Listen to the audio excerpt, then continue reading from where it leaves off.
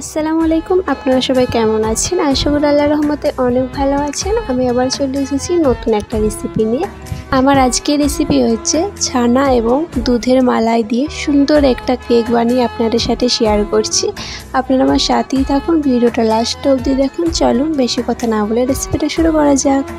প্রথমে আমি ছানাটা বানিয়ে নেব। তার জন্য চুলায় বসিয়ে দিয়েছি দুধটা ফুটে গেছে। এর মধ্যে দিচ্ছি মিক্স করে নেওয়া 2 চামচের মতন ভিনিগার এবং 2 চামচের মতন পানি। মিক্স করে নেওয়া ভিনিগার এবং পানিটা দেওয়ার পর একটু নাড়াচাড়া করে নিচ্ছি।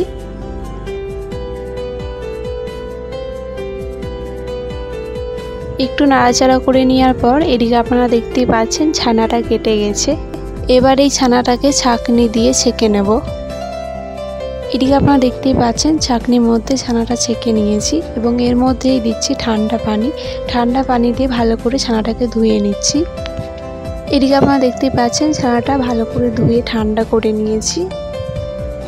এইদিকে নিয়েছি 1 কাপের মতন ছানা। এই ছানাটাকে মিক্সচারে মেশিনে দিয়ে দিচ্ছি। এই ছানার মধ্যে দিচ্ছি আধা কাপের মতন সুজিটা দেওয়ার পর এর মধ্যেই দিচ্ছি পরিমাণ মতন চিনি এবং গোলমরিচ গুঁড়া। এই উপকরণের মধ্যেই দিচ্ছি 1 কাপের মতন জাল দেওয়া দুধ। উপকরণগুলো দেওয়া হয়ে গেছে। এবার এই উপকরণটাকে আমি পিষিয়ে নেব। এদিকে আপনারা দেখতেই পাচ্ছেন পিষিয়ে নেওয়া হয়ে গেছে। পিষিয়ে নেওয়া ছানার মিশ্রণটা ডিব্বার মধ্যে ঢেলে নিচ্ছি।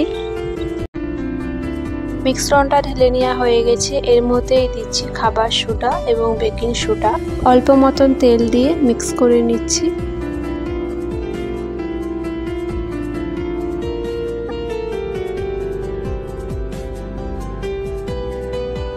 মিক্স করে নেওয়া হয়ে গেছে। এটা সাইডে রেখে দিচ্ছি। এদিকে নিয়েছি একটা ডিব্বা। এই ডিব্বার মধ্যে তেল দিয়ে ভালো করে তেলটা ডিব্বার সাথে মাখিয়ে নিচ্ছি।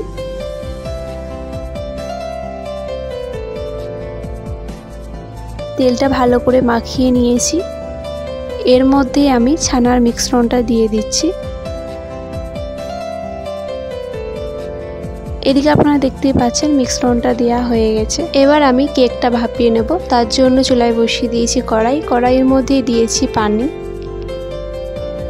এই পানির ওপরেই দিচ্ছি একটা স্টেম এবং স্টেমের ওপরে ছানার মিশ্রণটা দিয়ে দিয়েছি। ছানার মিশ্রণটা দেওয়ার পর এর মধ্যে ঢাকনি দিয়ে 40 মিনিটের মতন ভাপিয়ে নেব। 40 মিনিট পর চলে এসেছি এবং আমাদের কেকটা ভাপানো হয়ে গেছে। এটা চুলাই থেকে নামিয়ে নিচ্ছি। এবার আমি মালাইটা করে নেব।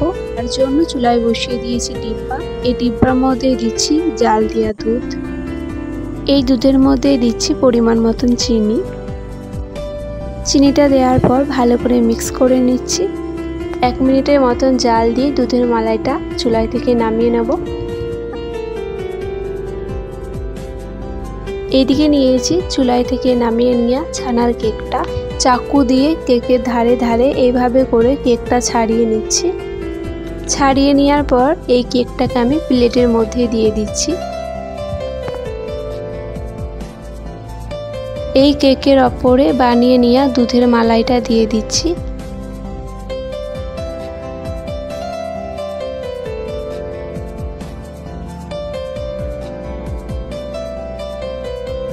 দুধের মালাইটা কেকের ওপরে দেয়া হয়ে গেছে। এই ছানার কেকের ওপরেই দিচ্ছি ক্যাডবেরি। আপনারা চাইলে ক্যাডবেরিটা নাও দিতে পারেন। আপনারা চাইলে কাজু বাদাম, কিশমিশ, বাদাম, চেরি এইসবও ব্যবহার করতে পারেন। আপনারা পছন্দের মতন ব্যবহার করে নেবেন। এই ছানার কেকটা মাশাআল্লাহ অনেক সুন্দর খেতে। আপনারা চাইলে একবার হলেও বাড়িতে বানিয়ে খান, ইনশাআল্লাহ আপনাদের খুব সুন্দর লাগবে।